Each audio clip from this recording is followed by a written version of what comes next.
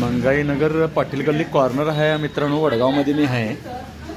टॉयलेटमध्ये संडासमध्ये साप गेलाय.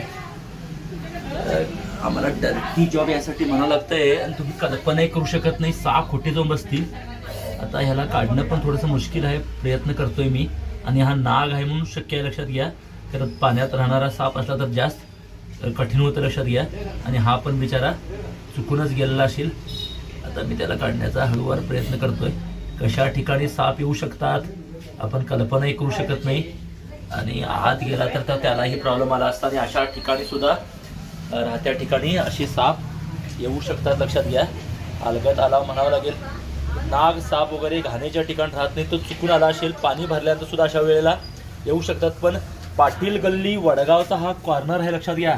आणि अशा ठिकाणी सुद्धा साप म्हणजे बच्चे पिल्लू दिसू शकतोय. म्हणजे राहत्या वस्तीत शहरात सुद्धा मोठे नाग आहेत, त्यामुळे तर पिल्लं जन्माला येतात. म्हणजे खेड्यातल्या लोकांनी तर विचार करायला हवं की बाबा आपल्याकडे केवढे साप असतील.